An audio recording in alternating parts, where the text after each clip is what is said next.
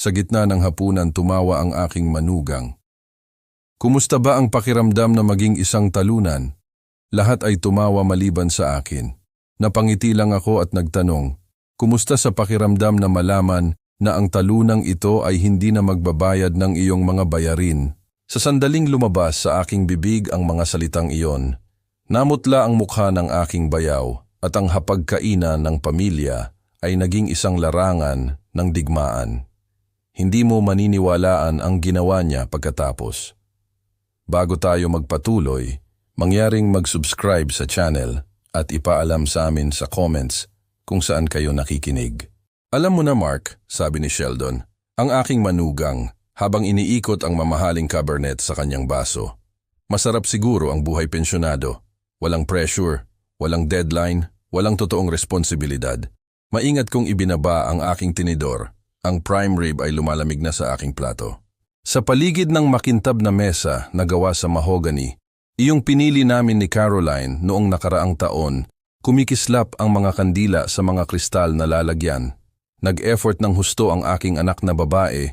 Ngayong gabi, ipinagdiriwang ang promosyon ni Sheldon bilang Regional Sales Manager. May mga sandali rin. Sagot ko, pinapanood siyang uminom pa ng malaking lagok ng alak. Ang parehong alak na dinala ko bilang regalo sa pagbati. Sumandal si Sheldon sa kanyang upuan, iyong nasa dulo ng mesa, kung saan mas gusto na niyang umupo tuwing may salusalo ang pamilya. Ibig kong sabihin, huwag mo akong maliitin Mark. Nagkaroon ka ng disenteng karera bilang inhinyero. Pero iyon ay kailan pa? 4 taon na ang nakalipas. Ibang mundo na ngayon. Lahat ay digital, mabilis. Kailangan ng mas batang isip para talagang magtagumpay. Hindi mapakali si Caroline sa aking tabi, ang kanyang pulseras, regalo ko sa kanya noong nakaraang Pasko, ay sumasalo ng liwanag ng kandila. Sheldon, si Dad ay nagkaroon ng kahangahangang karera. Nagdisenyo siya ng infrastruktura na tumatayo pa hanggang ngayon. Sige, wika ni Sheldon at iwinagayway ang kamay ng may pagwawalang bahala. Pero maging tapat tayo, kailan ka huling nakagawa ng isang bagay? Nakagawa ng isang bagay na mahalaga? Ang apo kong si Emma, 9 taong gulang pa lamang, ay tumingin mula sa kanyang manok. Si Lolo, noong nakaraang tag-araw, ginawan ako ng treehouse. Ang tamis niyan, mahal, sabi ni Sheldon at pinatong ang kamay sa ulo ni Emma ng may pagmamaliit. Ngunit kailangang maunawaan ni Lolo na ang mga tunay na lalaki ay nagbibigay para sa kanilang mga pamilya sa pamamagitan ng sarili nilang pagsisikap. Hindi lahat ay basta na lang nagpapalipas oras habang ang iba ay nagdadala ng bigat. Ang katahimikan ay humaba ng mas matagal kaysa sa komportable.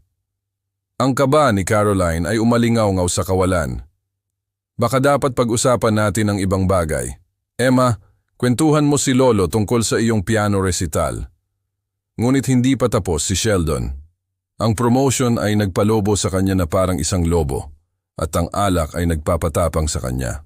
Sa totoo lang iniisip ko na, ngayong kumikita na ako ng totoong pera, 6 figures na, baka oras na para magsimulang magtulungan ng lahat. Alam ko na ang ibig niyang sabihin. 15 taon ng tulong sa mortgage, matrikula sa paaralan, bayarin sa kotse, bayarin sa medical, 15 taon ng panonood sa kanya na gumagastos na parang tubig habang ako ang tahimik na nagtatakip sa mga kakulangan. Tingnan mo si Caroline, patuloy niya, itinuturo ang aking anak na babae. Matagal na siyang wala sa trabaho, nabubuhay sa, sabihin nating, kawanggawa ng pamilya. Baka oras na para bumalik siya sa totoong mundo. Namutla si Caroline. Alam niya tulad ko na ang kanilang pamumuhay ay lubos na nakadepende sa aking tahimik na suporta. Ang mga uniforme sa pribadong paaralan na nakasabit sa mudroom, ang lease sa BMW ni Sheldon, ang kitchen renovation na natapos nila noong nakaraang taglagas. Lahat ay imposible kung wala ang aking tulong. Naramdaman ni Tommy, ang 12 taong gulang kong apo, ang tensyon. Tito Mark, may problema ba tayo? Hindi anak, ngunit mahalagang maunawaan ang pagkakaiba sa pagitan ng mga kumikita at umaasa, sa pagitan ng mga nagbibigay at tumingin siya sa akin. Nang mga sumuko na sa pagtatangka, ang insulto ay sumabit sa hangin na parang usok. Inabot ni Carolina ang kanyang baso ng alak nang nanginginig ang mga daliri. Nagpalitan ng mga nag-aalalang tingin ang mga bata. Yumuko si Sheldon, lumakas ang loob sa kung ano ang inakala niyang katahimikan ko. Hindi ko gustong maging malupit, Mark, ngunit kailangan may magtanong ng mahihirap na katanungan. Kailan ka huling nag-ambag ng isang bagay na makabuluhan? Kailan ka huling nakaramdam ng kasiyahan sa pagkita ng sarili mong kabuhayan sa halip na umiral lamang? Huminto siya para magbigay diin. Sinisip-sip ang kung ano ang pinaniniwalaan niyang sandali ng kanyang dominasyon. Kumusta ang pakiramdam na maging isang bigo? Ang tanong ay tumama na parang isang pisikal na suntok. Napasinghap si Caroline. Kumalat ang tinidor ni Tommy sa plato. Nagsimulang umiyak si Emma, ngunit hindi ako kumurap.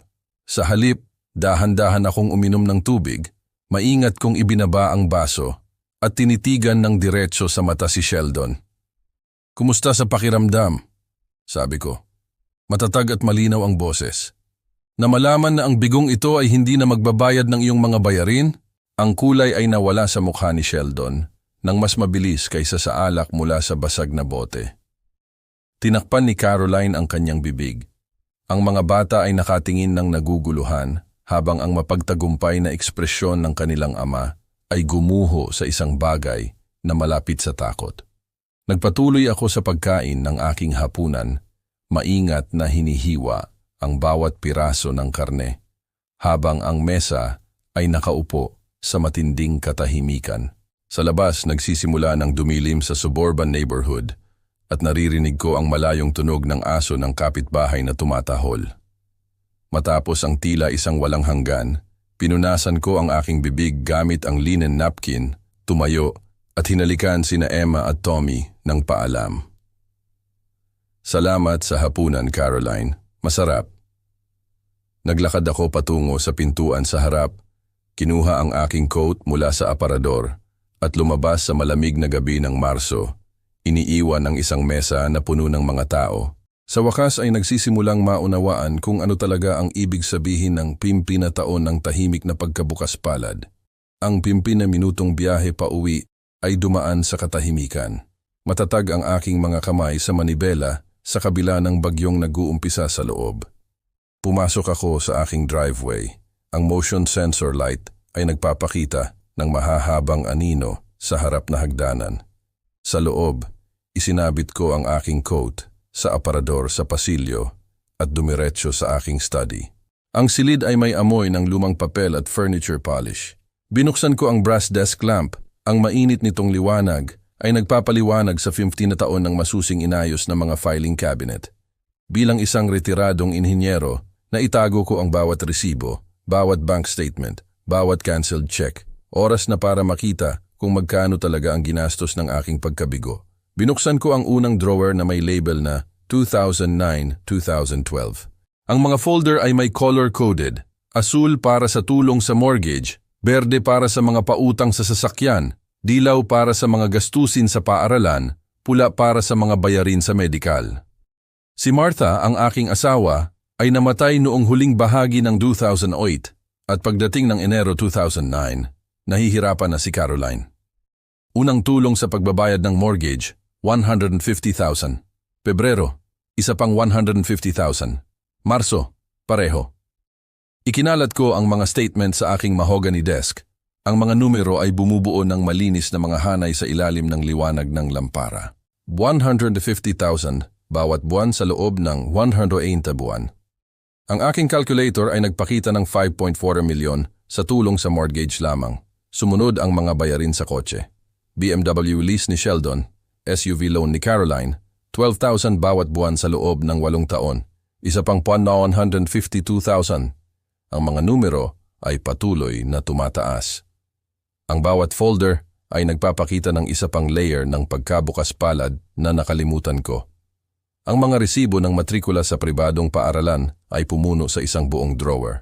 Edukasyon ni Tommy mula kindergarten hanggang grade 7, kay Emma mula preschool hanggang grade 4, mga elite school na may swimming pool at foreign language programs.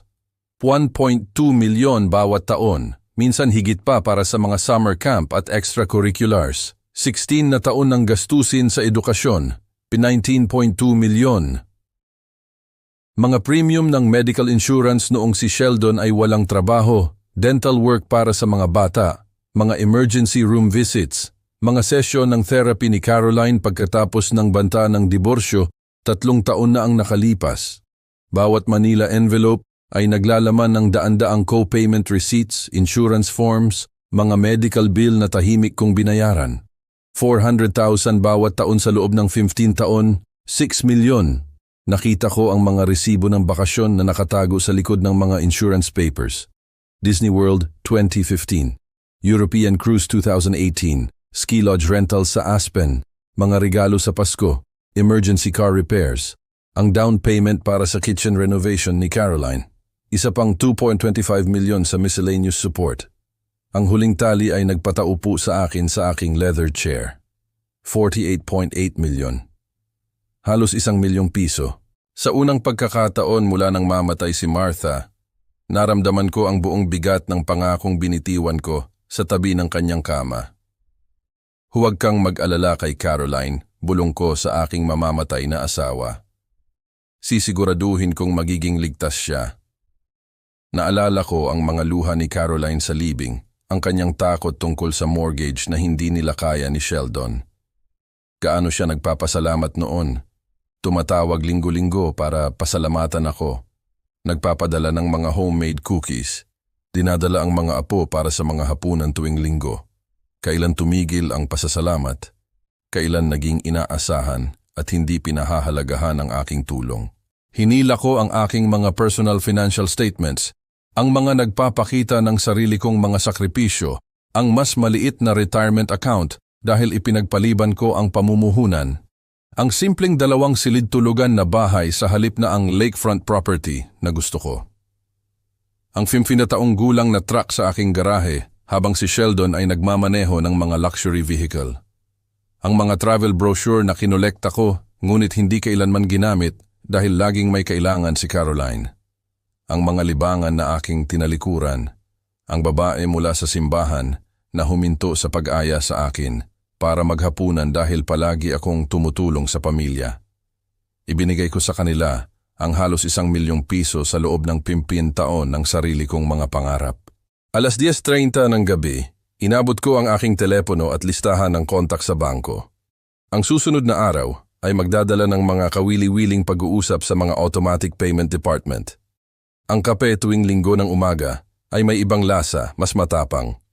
Umupo ako sa mesa ng kusina, pinapanood ang mga maya na nag-aaway para sa mga mumo sa labas ng bintana. Pagkatapos ay bumalik sa aking study kung saan naghihintay ang mga malinis na tumpok ng mga dokumento na parang mga sundalong handa para sa pagdedepensa. Una, sumagot ang First National Bank sa 2nd tawag.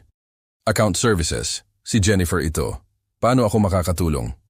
Kailangan kong kansilahin ang mga automatic payment mula sa checking account 457899425156.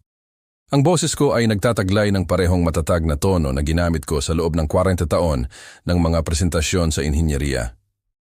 Maaari ko bang makuha ang huling 4 na digit ng iyong social security number para sa verifikasyon? Ang proseso ay tumagal ng 12 minuto. Si Jennifer ay masusi, profesional at ganap na walang kamalay-malay na siya ay nagwawasak ng 15 taon ng financial architecture sa bawat pagpindot. Ang mga pagbabayad na iyon ay tuluyan ng itinigil. Mr. Bennett, meron pa ba akong maitutulong sa iyo ngayon? Iyon lang. Salamat. Checkmark sa tabi ng mortgage assistance 150,000 buwan. Ang Colorado Mountain Insurance ay nangailangan ng supervisor.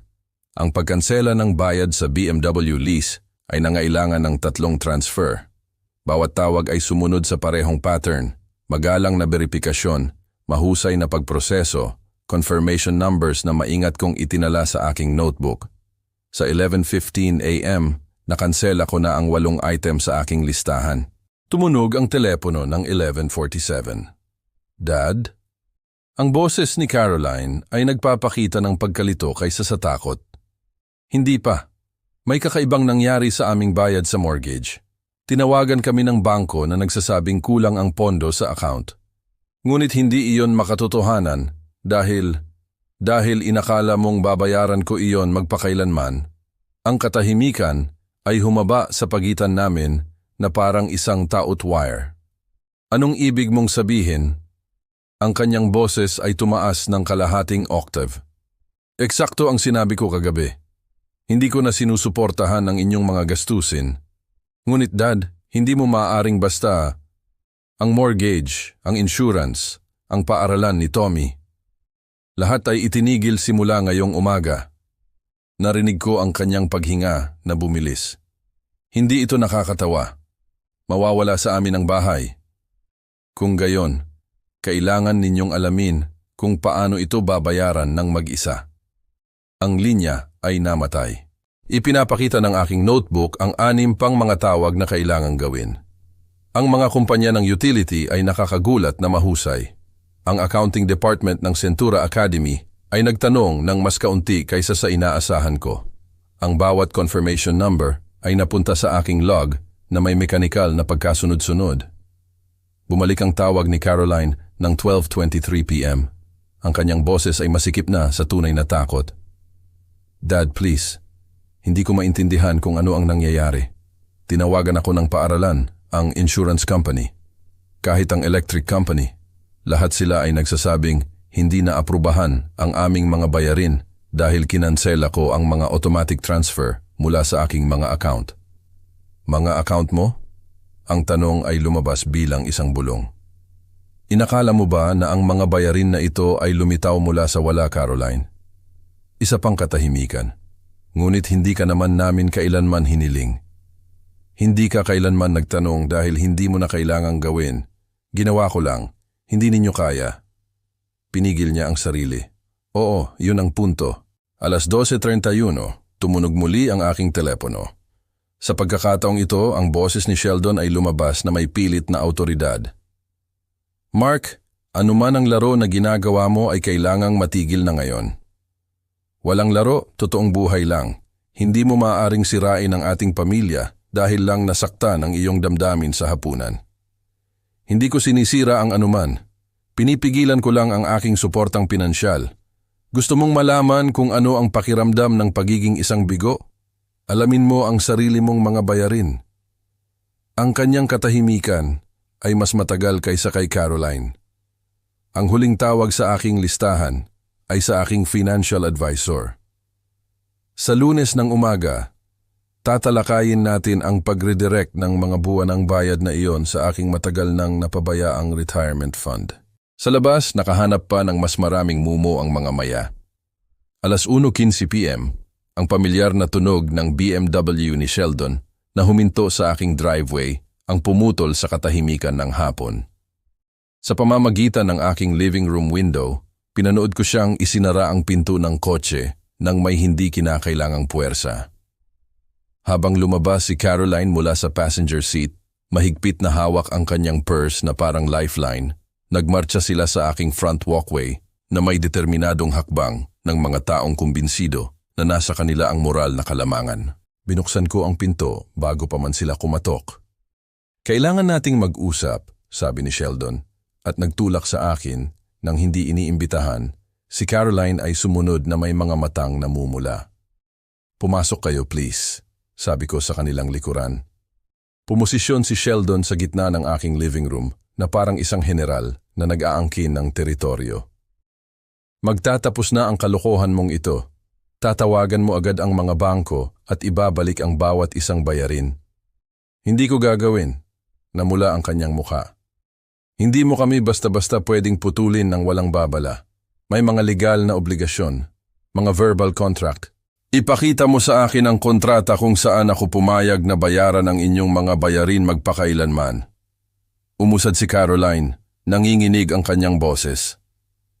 Dad, please isipin mo kung ano ang gusto ni Mommy. Naaalala mo ba ang ipinangako mo sa kanyang libing? Ang pagbanggit kay Martha ay tumama na parang isang malamig na hangin. Ngunit inaasahan ko ang taktika na iyon. Nangako akong tutulungan kayong maging matatag. 15 taon at halos 1 milyong piso pagkatapos, mas hindi kayo matatag kaysa noong nagsimula tayo. 1 milyong piso? Ang bulong ni Caroline ay halos hindi narinig sa silid. Naglakad ako patungo sa aking desk, kinuha ang calculator at notebook. 48.8 milyon. Tulong sa mortgage, bayarin sa kotse, insurance, matrikula sa paaralan, bayarin sa medikal, mga bakasyon, mga emergency. Kailangan ko bang isa-isahin bawat kategorya? Ang pagmamalaki ni Sheldon ay tumigil sa loob ng eksaktong 3 segundo. Pagkatapos ay, imposible iyan, hindi namin kailanman hiniling iyon. Hindi kayo kailanman humingi ng anuman, inaasahan ninyo lang ito. Si Caroline ay umupo sa aking couch, namumutla ang mukha. Ngunit ang mga bata, ang liga ng baseball ni Tommy, ang mga dance class ni Emma, ipagpapatuloy ko iyon, sabi ko. Ngunit ako na ang magbabayad niyan ng direkta mula ngayon. Walang perang dumadaloy sa inyo at kay Sheldon. Hindi mo pwedeng paghiwalayin ang pamilya sa ganyan, pagputol ni Sheldon. Kami ay isang unit, isang koponan. Ang mga koponan ay nangangailangan ng paggalang sa isa't isa. Kailan kayo huling nagpasalamat sa akin sa anuman? Ang tanong ay nanatiling hindi nasagot sa hapon. Nagsimulang umagos ang mga luha ni Caroline, pagkatapos ay lumala sa desperadong pag-iyak na naaalala ko mula sa kanyang pagiging teenager. Hindi ko alam na ganun karami. Akala ko gusto mong tumulong. Akala mo gusto mo, pero naging obligasyon. Nagpasalamat ka nung una, Sheldon. Ngayon parang hinihingi mo na lang. Mark, kailangan mo akong bigyan ng 150,000 ngayong buwan. Hindi na iyon pagtulong, iyon ay pag-asa sa akin. Ang kanyang paglalakad ay huminto. Sa loob ng 15 na taon, hindi mo man lang tinanong kung naging masaya ka ba sa pagbibigay. Wala kang pakialam sa nararamdaman ko. Gusto mo ng pasasalamat? Sabi ni Sheldon habang naglalakad na parang bilanggo. Salamat. Ayon. Ngayon, ibalik mo ang mga bayarin. Ang pasasalamat ay hindi gumagana ng retroactively, Sheldon. Ano ang gusto mo sa amin? Gusto ko na alamin ninyo kung paano mabuhay ayon sa inyong kakayahan. Gusto ko makita ng mga apo ko ang kanilang mga magulang na nagtatrabaho para sa kanilang makukuha sa halip na umasa sa limos. Gusto kong ituring akong isang ama at lolo, hindi isang ATM. Tumingin si Caroline sa kanyang mga luha. Paano kung hindi namin kaya? Paano kung mawala ang lahat? Kung gayon, malalaman ninyo kung ano talaga ang pakiramdam ng pagiging bigo.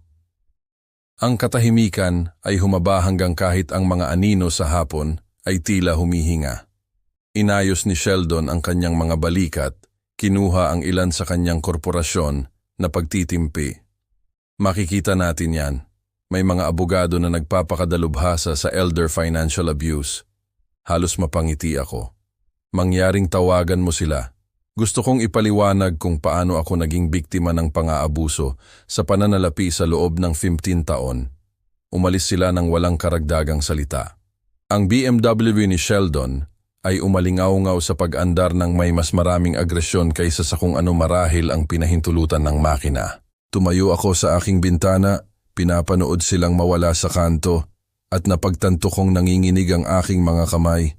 Ang katahimikan ay pumuno sa aking bahay na parang tubig na bumabaha sa isang sirang dam.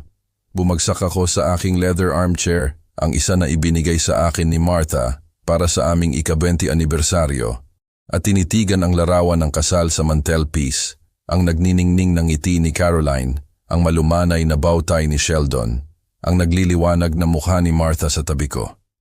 Iyon ay 2007. Si Sheldon ay nagtatrabaho sa isang maliit na kumpanya ng siguro. Pagkatapos ay nagmamaneho ng isang 20 taong gulang na Honda at tinawag akong Sir na may tunay na paggalang. Mr. Bennett, sabi niya sa aming unang pribadong pag-uusap, gusto kong malaman mo na aalagaan ko ng mabuti si Caroline. Baka wala akong gaanong ngayon, ngunit nagsisikap akong bumuo ng isang bagay na karapat-dapat sa iyong anak na babae. Ang pagpapakumbaba sa kanyang boses ay totoo.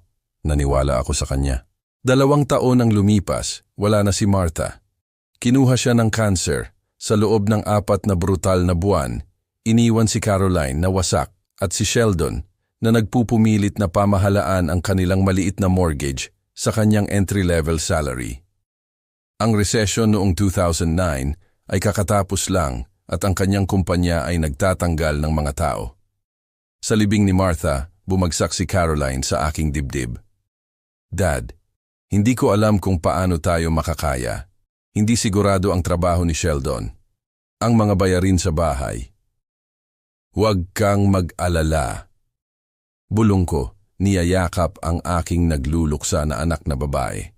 Tutulungan kita hanggang sa maging matatag kayo. Hanggang sa maging matatag kayo. Hindi magpakailanman. Ang mga unang taon, ang pasasalamat ni Sheldon ay labis. Mga sulat kamay na thank you note.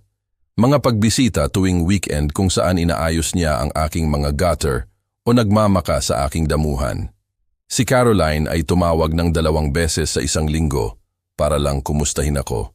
Dinadala ang mga apo para sa mga Sunday dinner. Dad, literal na inililigtas mo ang aming buhay, sabi niya, may luha sa kanyang mga mata.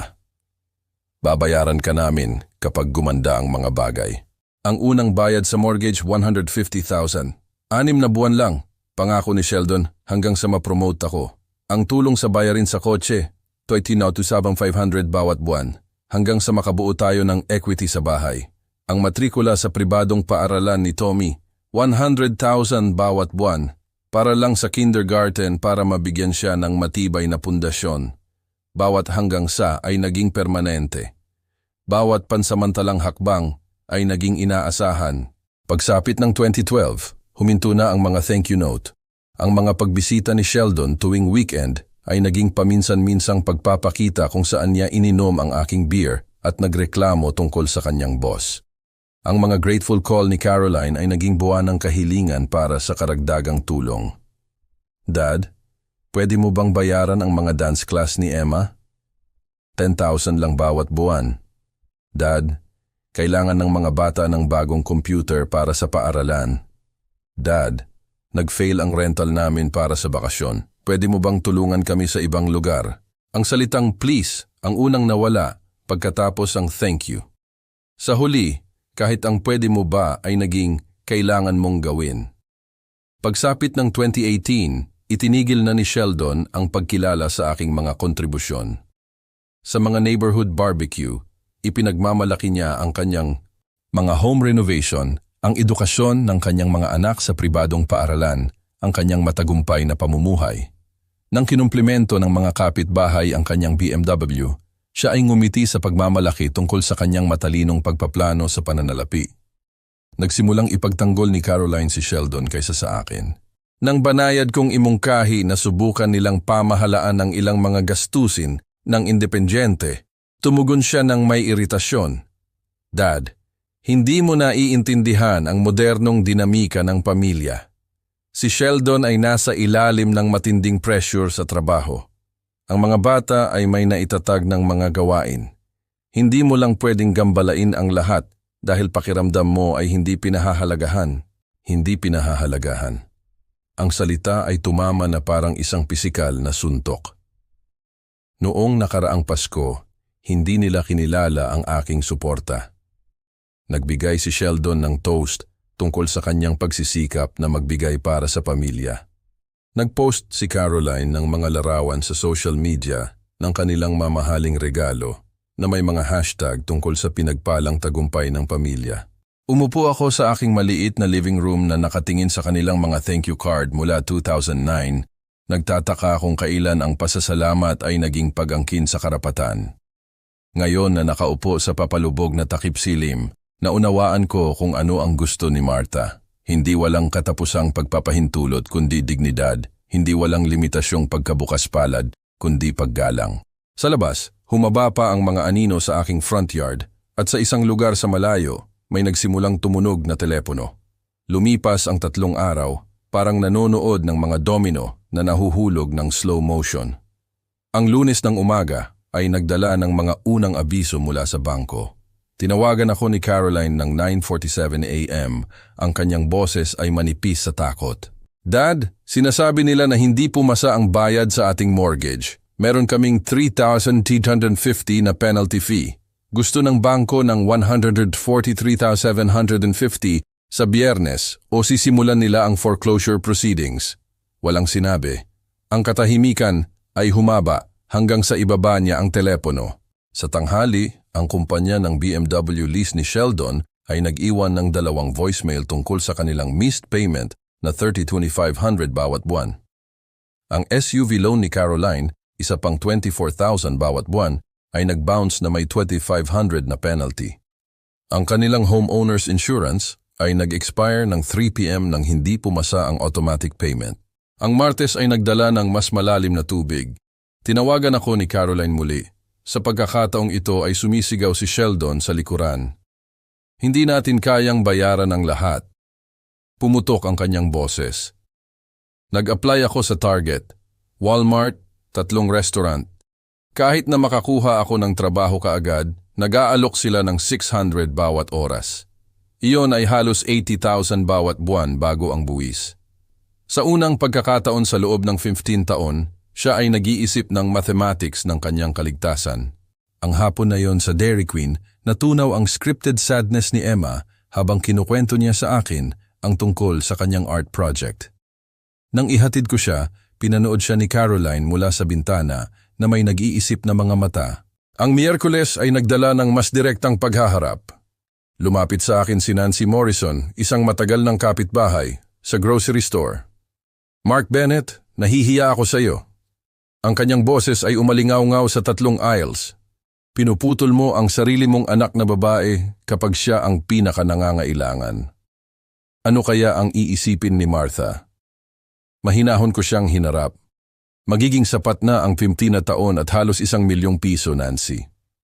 Ang kanyang galit na may katarungan ay huminto. $1,000,000? Fee $48.8 million. Mga bayad sa mortgage, mga bayarin sa kotse, matrikula sa paaralan, insurance premiums, mga bayarin sa medikal, mga gastusin sa bakasyon. Gusto mo bang makita ang mga bank records? Ang ibang mga mamimili ay huminto upang makinig. Namutla ang mukha ni Nancy. Hindi kailanman binanggit ni Caroline iyon. Bihirang banggitin ni Caroline ang anumang bagay tungkol sa kanyang natatanggap. Nancy, tanging ang gusto niya lang. Ang gabing iyon, tumawag muli si Dave. Si Sheldon ay bumalik sa Murphy's ngayong gabi. Sinubukan ang parehong routine, ngunit nandoon si Bill Henderson. Naaalala mo ba si Bill? Siya ang nagbenta sa kanila ng BMW 3 taon na ang nakalipas. Ano ang sinabi ni Bill? Tinatanong niya kung paano na-afford ni Sheldon ang isang P3 milyong kotse sa kanyang sweldo. Nang nagsimulang lumihis si Sheldon, binanggit ni Bill na naaalala niyang ikaw ang co-signer ng lease. Ang buong bar ay biglang naging tahimik. Ang Huwebes ng umaga ay nagdala ng tawag mula sa aking lumang kasamahan sa inhinyeriya, si Tom. Narinig ko ang ilang kawili-wiling tsismis sa coffee shop. Narinig ko rin ang iyong panig mula kay Dave. Pwede ko bang itanong ng direkta? Talaga bang sinuportahan mo sila sa loob ng 15 taon? Bawat buwan mula nang mamatay si Martha at hindi nila ito kinilala. Noong nakaraang Pasko, nag-toast si Sheldon tungkol sa kanyang pagsisikap na magbigay para sa pamilya. Nag-post si Caroline ng mga larawan ng kanilang mga mamahaling regalo sa social media na may mga hashtag tungkol sa pinagpalang tagumpay ng pamilya. Ang mababang tunog ni Tom. Malamig iyan, Mark. Biyernes ng gabi, nagdidilig ako ng aking front garden nang lumapit si Mrs. Payne. Mr. Bennett, may narinig ang aking anak na babae sa school pick-up ngayon. Mga tao na nag-uusap tungkol sa drama ng pamilya. Sabi niya, tinanong ng ilang tao ang kwento na isinasalaysay ng iyong manugang. Nagpatuloy ako sa pagdidilig ng aking mga rosas.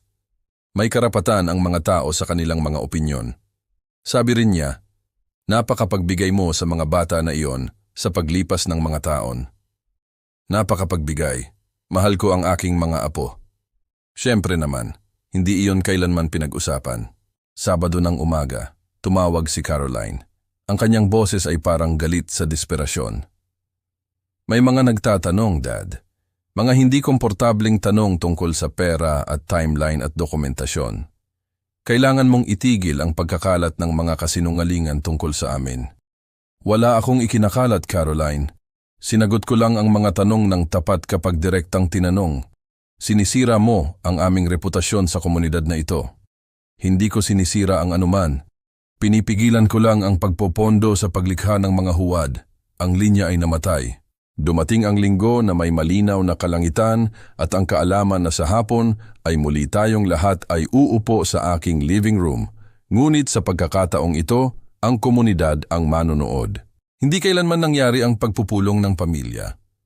Sa Lunes ng umaga, tinawagan ako ni Dave ng 8:15 a.m. Mark, nakita ko ang malaking opisyal na bagay mula sa county. Dahan-dahan kong ibinaba ang aking kape. 30 araw. Mayroon silang 30 araw para bayaran ng 431,250. 3 buwan ng mga missed mortgage payments kasama ang mga penalty at mga legal fee. Ang Martes ng umaga ay nagdala ng mas maraming pagbabago. Ang BMW ni Caroline ay wala na sa kanilang driveway, napalitan ng isang 10 taong gulang na Honda Civic. Binanggit ni Mrs. Payne na nakita si Sheldon sa Honda dealership na mukhang talunan habang si Caroline ay nagpupuno ng mga papeles. Ang buwanang matitipid ay dapat na malaki pagmamasid niya. Ang leases sa BMW na iyon ay malamang na nagkakahalaga sa kanila ng halos 50,000 bawat buwan. Ang Miyerkules ng hapon, huminto ako sa grocery store at nakita ko si Caroline sa likod ng checkout counter. Nakasuot siya ng asul na vest na may name tag, nag-i-scan ng mga gamit ng may mechanical na katumpakan. Nang lumapit si Mrs. Patterson sa kanyang linya, namula ng husto ang mukha ni Caroline. Caroline, mahal, hindi ko alam na nagtatrabaho ka rito. Nagsimula noong Lunes, sagot ni Caroline, hindi tumitingin sa kanyang mga mata. Paper or plastic? Natapos ang kanyang shift ng 6 p.m. Pinanood ko sa bintana habang naglalakad siya patungo sa lumang Honda. Ang kanyang mga balikat ay nakayuko sa pagod. Ang gabing iyon, tinawagan ako ni Tommy. Lolo, nag-aaway na naman sina Mom at Dad. Talagang malakas ang sigawan. Tungkol saan? Pera. Sabi ni Dad, hindi sapat ang sahod ni Mom para mahalaga.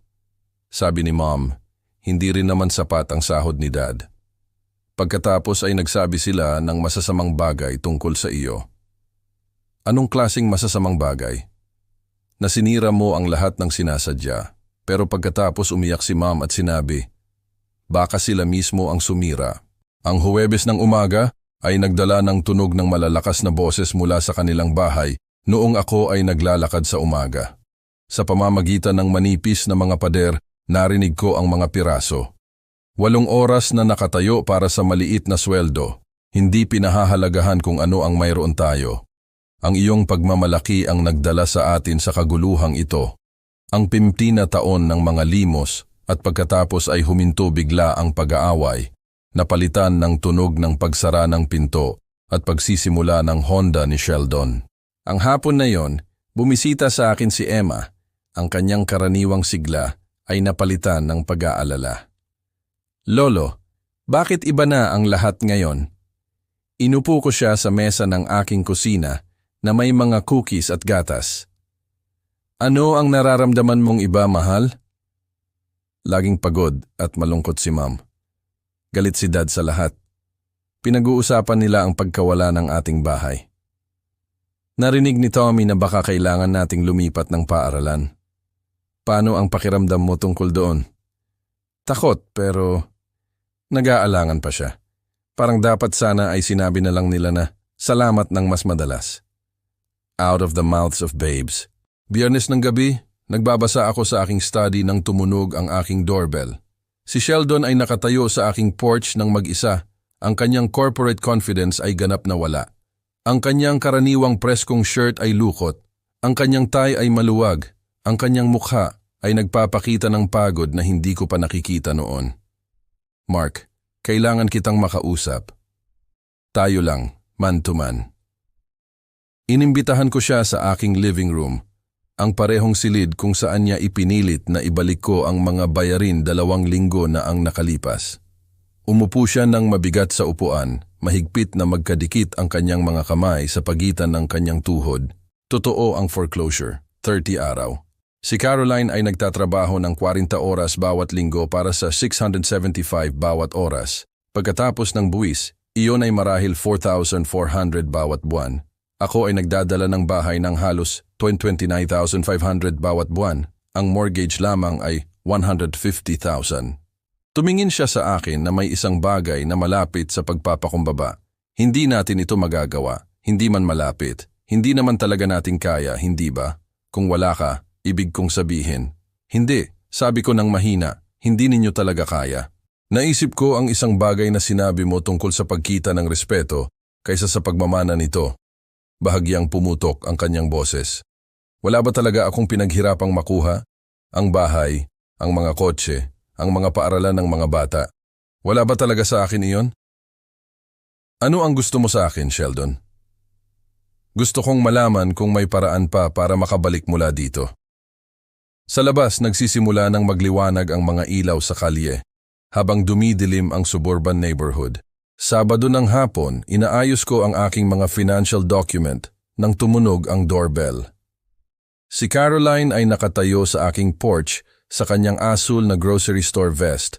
Ang kanyang mukha ay puno ng luha at pagod. Dad, please, kailangan nating pag-usapan sina Tommy at Emma. Mukha siyang iba, mas maliit sa isang paraan.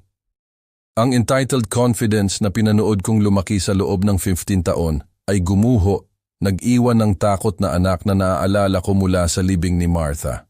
Inimbitahan ko siya sa living room. Bumagsak siya sa parehong upuan kung saan umupo si Sheldon kagabi, nanginginig ang kanyang mga kamay habang tinatanggal niya ang kanyang work name tag. 4 na araw bulong niya. 4 na araw bago nila tapusin ang foreclosure. Patuloy na nagtatanong si Tommy kung talagang mawawala sa amin ang bahay.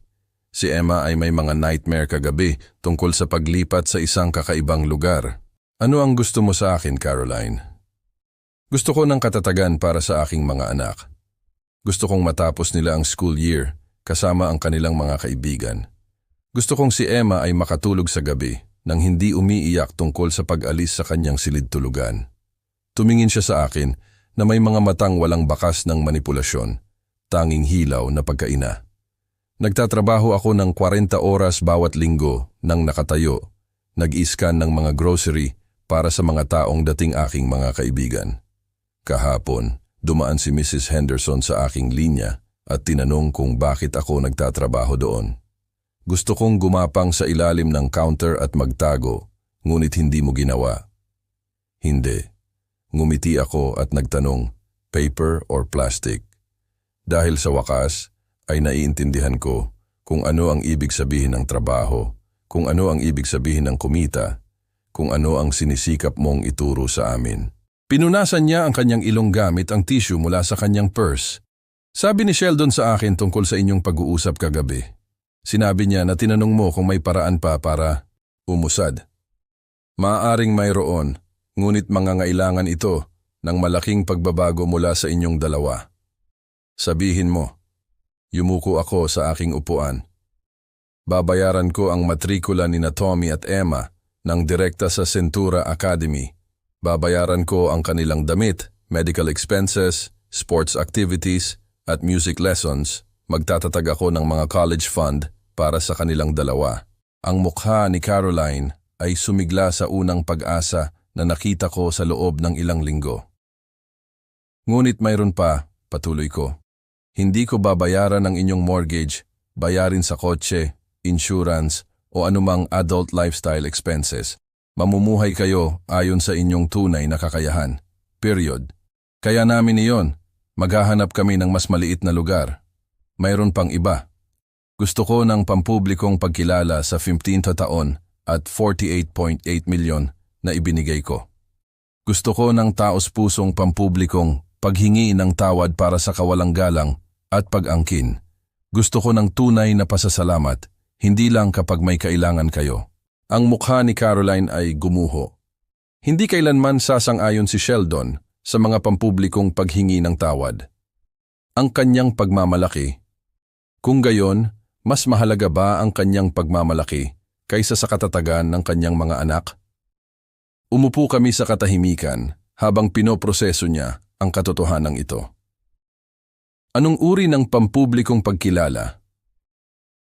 Isang liham sa community newspaper na nagpapaliwanag kung paano ko sinuportahan ang inyong pamilya at nagpapasalamat sa akin para sa aking pagkabukas palad. Isang tapat na Facebook post tungkol sa 15 taon ng tulong sa pananalapi. Mga personal na paghingi ng tawad sa mga taong inyong sininungalingan sa nakalipas na 2 linggo. At kung gagawin ninyo ito, lahat ng ito, ang inyong mga anak ay magkakaroon ng educational security at pagmamahal ng lolo.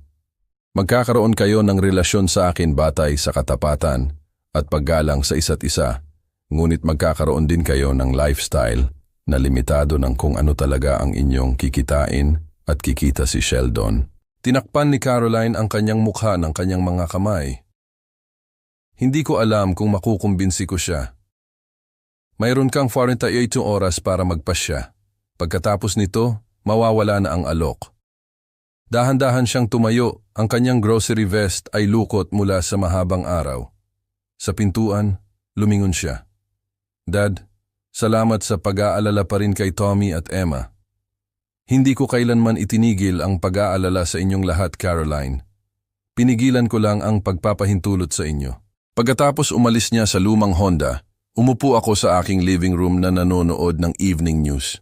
Sa isang lugar sa kabilang bayan, isang napakahirap na pag-uusap ang malapit ng magsimula. Ang Honda ni Caroline ay huminto sa kanilang driveway ng 5:30 p.m. Sa pamamagitan ng mas huling ulat ni Dave, aking kapitbahay, natutunan ko kung paano naganap ang gabi.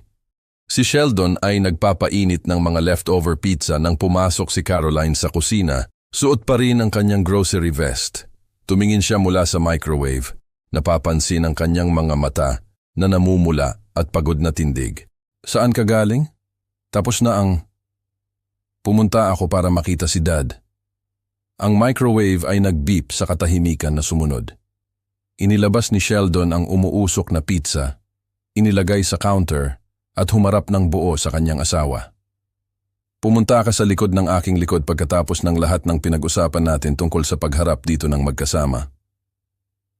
Wala na tayong oras, Sheldon.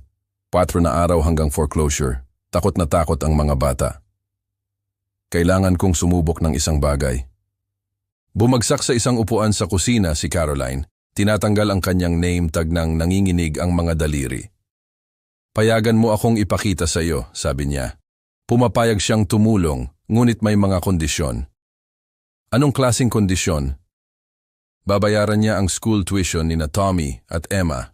Babayaran niya ang kanilang mga damit, activities, medical expenses. Magtatayo siya ng mga college fund para sa kanilang dalawa. Sumigla ang mukha ni Sheldon. Iyan ay kamangha-mangha. Kailan niya sisimulan muli ang mga bayad sa mortgage? Hindi niya. Kailangan nating mabuhay sa kung ano talaga ang ating kinikita. Ang sigla ay agad na naglaho. Imposible iyan. Alam mo ang aming mga gastusin.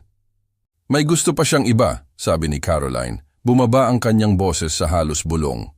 Pampublikong paghingi ng tawad, pagkilala sa 15 taon at 48.8 milyon na sinuportahan niya tayo. Namutla pagkatapos ay namula ang mukha ni Sheldon. Gusto niya akong pahiyain sa publiko, aminin na ako ay, isang charity case? Sheldon, halos 1 milyong piso ang ginugol niya sa atin.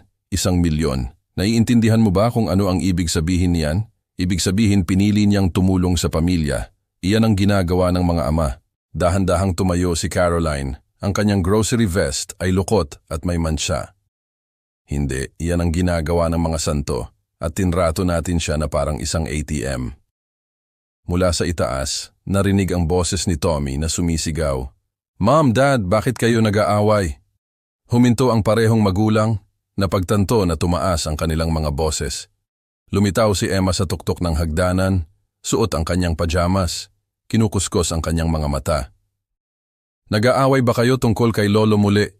Umakyat si Caroline sa hagdanan para patahimikin ang kanyang anak na babae habang si Sheldon ay naglalakad sa kusina. Ang kanyang mga kamao ay nakakuyom na parang bato. Nang bumalik si Caroline 20 minuto ang lumipas, nakita niya siyang nakatitig sa foreclosure notice sa counter. Ayaw kong gawin yan, sabi niya nang hindi tumitingin.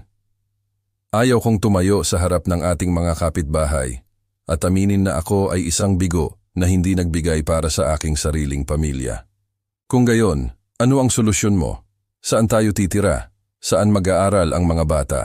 May aalamin tayong paraan. Kumuha ng utang, mag-file para sa pagkalugi, isang bagay. Anumang bagay kaysa gumapang sa iyong ama at humingi ng tawad para sa mga katang-isip na kasalanan. Inilabas ni Caroline ang kanyang telepono at binuksan ang calculator app. Sige, alamin natin. Ang ating pinagsamang buwan ng kita ay 345,000. Ang mortgage ay 150,000. Iyon ay nagiiwan ng 195,000 para sa lahat ng iba pa. Nagpatuloy siya sa pagtatype ng mga numero. Bayad sa kotse para sa Honda, 17,500. Insurance, 12,500. Mga utility, 15,000. Groceries, 30,000. Gas, 10,000. Iyon ay 85,000. Nagiiwan sa atin ng 110,000. Nagpatuloy siya sa pagtatype. Hindi ko pa naidagdag ang mga gastusin ng mga bata. Baseball league ni Tommy, 6,000 bawat buwan. Mga dance class ni Emma, 4,000.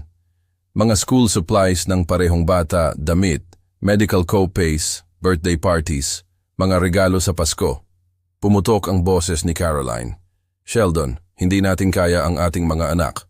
Sa pamamagitan ng manipis na mga pader, narinig ang boses ni Tommy mula sa itaas. Mom, umiiyak si Emma. Sabi niya, mawawalan tayo ng bahay. Tiningnan ni Caroline ang kanyang asawa na may mga matang walang bakas ng entitled woman na nagpilit sa kanyang ama na ibalik ang kanilang mga bayarin 2 linggo na ang nakalipas. Mayroon tayong 30 weeks na oras para magpasya. Ang alok ni Dad ay mag-e-expire sa Lunes ng tanghali. Umakyat siya sa itaas para patahimikin ang kanyang mga anak. Iniwan si Sheldon na mag-isa sa kusina kasama ang foreclosure notice at isang calculator na hindi makapagtali ng kanilang imposibleng mathematics. Lunes ng umaga ng 10:15, ang Honda ay huminto sa aking driveway. Dinadala ang lahat ng 4. Sa pamamagitan ng aking front window, pinanood ko si Sheldon na lumabas mula sa passenger seat na may pagkatalong tindig ng isang lalaking nagpalipas ng gabi na nakatitig sa mga kisame. Kumatok si Caroline sa aking pinto, kasama sina Tommy at Emma sa kanilang mga damit pang eskwela. Si Sheldon ay nakatayo sa likuran nila, ang kanyang business shirt ay lukot, ang kanyang mga mata ay namumula sa pagod. Dad, kailangan nating tanggapin ang iyong alok. Lahat ng iyon. Inimbitahan ko sila sa aking living room. Umupo ang mga bata sa aking couch habang si Caroline ay kumuha ng parehong upuan na inukupan niya noong Sabado. Si Sheldon ay nanatiling nakatayo.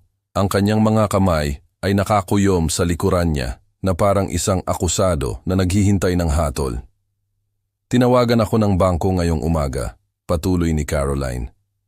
Matatapos ang foreclosure ng 3 p.m. Maliban kung magbayad tayo ng $431,250. Wala tayong ganoon. Hinila ni Emma ang manggas ko. Lolo, mawawala ba talaga ang bahay namin? Hindi kung magagawa ko, mahal. Umubo si Sheldon. Mark, ako. Kailangan kong sabihin ang ilang mga bagay. Naglakad siya patungo sa aking mantelpiece. Pinag-aralan ang larawan ng kasal ni na Martha at sa akin, pagkatapos ay humarap sa kanyang pamilya. 15 taon na ang nakalipas, nag-alok kang tulungan, kami ng pansamantala. Tinanggap ko ang tulong na iyon at ginawa itong isang permanenteng kasunduan nang hindi kinikilala kung ano ang iyong isinakripisyo. Bahagyang pumutok ang kanyang boses. Sinabi ko sa mga tao na ang home renovation ay mula sa aking tagumpay sa trabaho. Ipinagmalaki ko ang mga kotse na parang akin talaga. Hinayaan kong isipin ni na Tommy at Emma na mabait lang si Lolo sa halip na maging kanilang aktwal na nagbibigay. Inabot ni Caroline at hinawakan ang kamay ni Emma. Dad, kailangan ko ring humingi ng tawad sa iyo. Tinanggap ko ang iyong pagkabukas palad at tinrato ito bilang mana na parang nararapat ko sa halip na isang bagay na pinili mong ibigay. Binayaran mo ang aming mortgage sa loob ng 15 taon, dagdag ni Sheldon. 2.7 milyon. Binayaran mo ang aming mga bayarin sa kotse, insurance, matrikula sa paaralan, mga bayarin sa medikal, mga bakasyon, mga regalo sa Pasko, mga birthday party, mga dance class, mga liga ng baseball. Tumingin si Tommy na may malalaking mata. Binayaran ni Lolo ang aking baseball. Binayaran ni Lolo ang lahat, sabi ni Caroline ng mahina. Halos 1,000,000 piso sa loob ng 15 taon. Ang maliit na boses ni Emma ay pumutol sa mabigat na hangin. Bakit hindi mo sinabi? Namutla ang mukha ni Caroline. Dahil nahihiya kami, hindi sa tulong ni Lolo, kundi sa kung paano kami kumilos na parang hindi namin kailangan iyon. Yumuko ako sa aking upuan. Kung tutulungan ko kayong panatilihin ang bahay ngayon, magiging iba ang lahat. Babayaran ko ang matrikula ni na Tommy at Emma ng direkta sa Cintura Academy. Babayaran ko ang kanilang mga bayarin sa medical, damit, activities at college funds, ngunit hindi ko babayaran ang inyong mortgage, bayarin sa kotse, o anumang adult lifestyle expenses. Mamumuhay kayo sa kung ano talaga ang inyong kinikita. Dahan-dahang tumango si Sheldon. Naiintindihan namin. Mayroon pang iba. Gusto ko ng pampublikong pagkilala. Isang liham sa community newspaper na nagpapasalamat sa akin sa 15 na taon ng suporta. Mga social media post na nagpapahayag ng tunay na pasasalamat. Mga personal na paghingi ng tawad sa mga kapitbahay na inyong sininungalingan. Kailan? Tanong ni Caroline. Ngayong linggo bago ang Sabado. Tumigas ang panga ni Sheldon, ngunit tumango muli. Anong pa? Buwan ng family dinner dito. Hindi para iulat ang inyong pananalapi, kundi para mapanatili ang tamang relasyon. Para maalala na ang pamilya ay nangangahulugang paggalang, hindi pag-angkin sa karapatan. Tumayo ako at naglakad patungo sa aking desk, hinila ang aking checkbook. Tatawagan ko ang First National at aayusin ang isang emergency payment, ngunit ito ang huling mortgage payment na gagawin ko para sa inyo. Pagkatapos ng araw na ito, lulubog o lulutang kayo sa sarili ninyong kita. Habang tinatawagan ko ang bangko, narinig ko si Emma na bumulong sa kanyang ina. Lolo, magiging okay ba tayo ngayon? Ang boses ni Caroline ay mahina, ngunit tiyak. Oo, mahal. Magiging maayos tayong lahat. Sa unang pagkakataon sa loob ng 15 taon, naniniwala akong tama siya. 3 buwan pagkatapos, sa ikatlong Sabado ng Hunyo, dumating sila para sa aming buwanang family meeting sa eksaktong 2 p.m. Si Caroline ay na-promote bilang shift supervisor sa grocery store, kumikita ng 775 bawat oras. Si Sheldon ay natutong balansehin ang kanilang budget nang hindi umaasa sa mga himala. Lolo, tumalon si Emma sa aking pintuan sa kanyang soccer uniform. May mga mantsa ng damo sa kanyang tuhod at isang medal sa kanyang leeg. Tingnan mo ang napanalunan ko sa tournament. Napakaganda niyan, mahal. Sabihin mo sa akin ang tungkol sa winning goal. Habang kinukwento ako ni Emma ng mga kabayanihan sa athletics, ipinakita sa akin ni Tommy ang kanyang report card, straight A's, at isang note mula sa kanyang guro na pinupuri ang kanyang pinabuting saloobin at kumpiyansa. Inilagay ni Caroline ang isang Manila folder sa aking coffee table. Dad, narito ang binabayaran namin ng mortgage, mga utility, groceries, at bayarin sa kotse ng ganap mula sa aming pinagsamang sweldo. Nagsimula pa kami ng isang maliit na emergency fund. Si Sheldon, na 3 buwan na ang nakalipas ay hindi makatingin sa akin sa mata, ngayon ay nag-aambag sa kami ng pansamantala. Tinanggap ko ang tulong na iyon at ginawa itong isang permanenteng kasunduan nang hindi kinikilala kung ano ang iyong isinakripisyo. Bahagyang pumutok ang kanyang boses. Sinabi ko sa mga tao na ang home renovation ay mula sa aking tagumpay sa trabaho. Ipinagmalaki ko ang mga kotse na parang akin talaga. Hinayaan kong isipin ni na Tommy at Emma na mabait lang si Lolo sa halip na maging kanilang aktwal na nagbibigay. Inabot ni Caroline at hinawakan ang kamay ni Emma. Dad, kailangan ko ring humingi ng tawad sa iyo. Tinanggap ko ang iyong pagkabukas palad at tinrato ito bilang mana, na parang nararapat ko sa halip na isang bagay na pinili mong ibigay. Binayaran mo ang aming mortgage sa loob ng 15 na taon, dagdag ni Sheldon, 2.7 milyon. Binayaran mo ang aming mga bayarin sa kotse, insurance, matrikula sa paaralan, mga bayarin sa medikal, mga bakasyon, mga regalo sa Pasko, mga birthday party, mga dance class, mga liga ng baseball. Tumingin si Tommy na may malalaking mata. Binayaran ni Lolo ang aking baseball. Binayaran ni Lolo ang lahat, sabi ni Caroline ng mahina. Halos 1,000,000 piso sa loob ng 15 na taon. Ang maliit na boses ni Emma ay pumutol sa mabigat na hangin. Bakit hindi mo sinabi? Namutla ang mukha ni Caroline. Dahil nahihiya kami, hindi sa tulong ni Lolo kundi sa kung paano kami kumilos na parang hindi namin kailangan iyon. Yumuko ako sa aking upuan.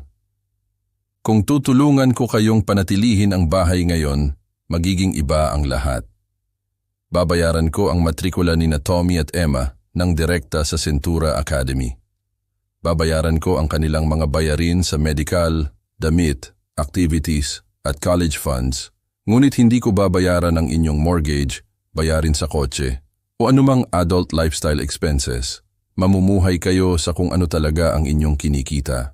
Dahan-dahang tumango si Sheldon. Naintindihan namin. Meron pang iba.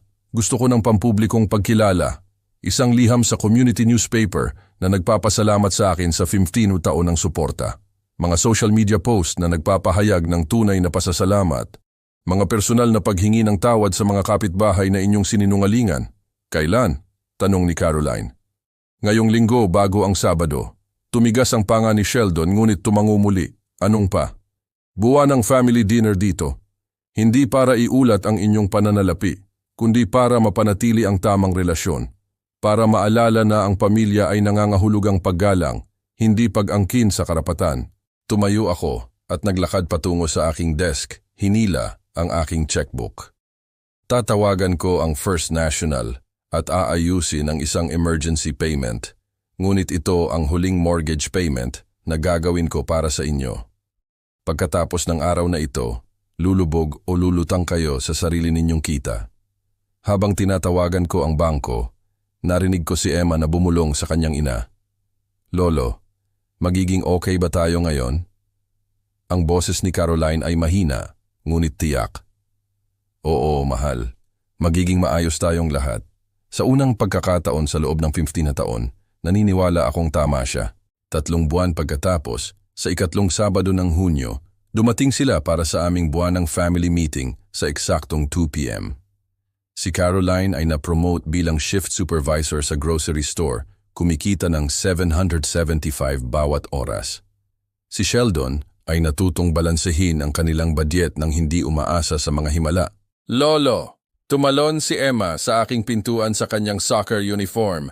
May mga mantsa ng damo sa kanyang tuhod at isang medal sa kanyang leeg. Tingnan mo ang napanalunan ko sa tournament. Napakaganda niyan, mahal. Sabihin mo sa akin ang tungkol sa winning goal. Habang kinukwento ako ni Emma ng mga kabayanihan sa athletics, ipinakita sa akin ni Tommy ang kanyang report card, straight A's, at isang note mula sa kanyang guro na pinupuri ang kanyang pinabuting sa loobin at kumpiyansa. Inilagay ni Caroline ang isang Manila folder sa aking coffee table. Dad, narito ang... Binabayaran namin ang mortgage, mga utility, groceries at bayarin sa kotse ng ganap mula sa aming pinagsamang sweldo. Nagsimula pa kami ng isang maliit na emergency fund. Si Sheldon, na 3 buwan na ang nakalipas ay hindi makatingin sa akin sa mata, ngayon ay nag-aambag sa